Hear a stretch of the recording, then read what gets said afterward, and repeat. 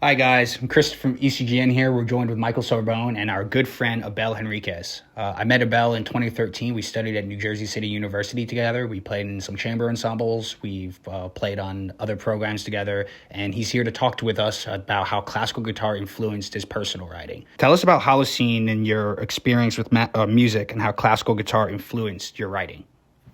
So, again, first off, thank you for even inviting me to do the interview. It feels really awesome. So for classical, I mean, it's like they always say once you master classical, you could play anything you want.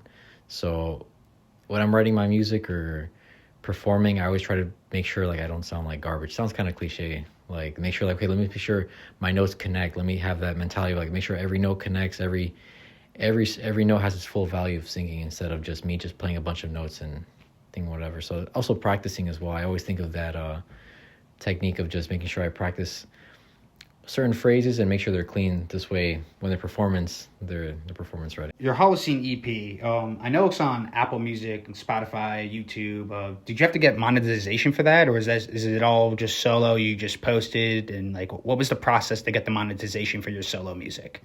When I was recording my EP, my friend told me, the person who was recording, also my friend, he told me, if you want to put your music on Apple Music, Spotify, there's a website called DistroKid, and it's super cheap. Like, it was like at the time was like $15, $20 just for a full year, where you just put your information, put your MP3 files or .waves, your cover art, name, and then it'll just make a profile for you. So yeah, and it's cool because like even though it's like super little, like every play is worth like 0.0000 something cents, but it's still cool seeing like.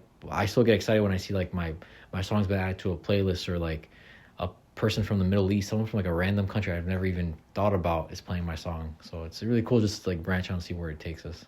Cool. That has to be like really like exhilarating thrill. Yeah. Like, oh no, this random person is listening to my music, right? I remember when I first uploaded, I was like on my Apple, like they have like a profile in the app like for your artist account, and I'll keep refreshing like Argentina's playing my music, awesome, cool. India, awesome. Germany, this is like some random country. I was like, I don't even have friends over there. Like, how'd that work? But music, it just travels all around. Are you currently working on new music? And if so, like, where do you record? Like, is it all home studio? Do you go to another studio, like a third party vendor, or like, how do you go about recording? What I do is, I have a friend down the street that has a studio. He studied in it in recording, and but recently I've saved up money to get a MacBook, and I was recording on my computer, my laptop, plugging the amp straight into the computer, recording stuff, the most basic YouTube way possible. But I recently bought Logic Pro, and I'm trying to learn the ins and outs of Mac and how to record through there. So right now I'm doing just demos on my Mac. But in terms of recording, I'm hoping to get it all set up together, and then I go to my friend and we can start start recording on the nice Pro Tools instead of just Logic and stuff. Cool. That's awesome. Yeah, I'm trying to get into some of that stuff myself. So I know you do the occasional gig here and there, and you also privately teach at a studio. When you're teaching guitar, do you focus on classical guitar? Do you teach acoustic guitar? Do you teach electric, whatever the student wants? Or do you try to keep it all like how you said in the beginning, if you feel like if you can get really comfortable in classical, you can pretty much go to any other genre and play. Like, can you explain to us, like, first of all, where you're working and what styles you like to teach mainly? So I work mainly at Serrano's Academy, which is in Belleville. In terms of what I can teach, my boss has like a certain regimen where it's like, make sure you're playing with your thumb only, classical unless they ask for it. There's certain rules. I can't just, just go whatever I want. But I always try to make it as interesting as like I tell the student, okay, the first homework assignment, give me a list of your favorite songs and we're going to start tackling it. In terms of like acoustic, classical, or electric, I teach whatever. I know I had one student once that did like death metal on electric, and I was struggling. I was like, man, he'll find me a song from like that has like 3 views on YouTube, just death metal streaming, and I'm like, man, I really can't do this. So I told him, yeah, try a Guitar Center to help you after a while. But I always try to see whatever the student wants. But I always try to keep in mind what they're doing, their ability. So as much as I would like to do classical with them, I know like they're still learning the first string. So it's like, let me try to keep the mentality of, hey, you're learning E, F, and G on the first string, but try to not make it sound like kind of rush or harsh. Try to make it sound a little more beautiful, more legato, make sure it's that. So I always try to keep in mind, like, I want my students to play the music, but I also don't want them to just play a bunch of notes and just call it. I want them to think, like, how can I make this sound even cleaner? How can I shape this better? But yeah, in terms of teaching, In terms of my school, I'm only allowed to like do certain things. You know, I can't go too crazy. I can't do tabs, so I try to teach, you know, typical easy book stuff, and then we do some like a Taylor Swift Christmas song. I recently bought like a Christmas song book, so we're just doing stuff like that.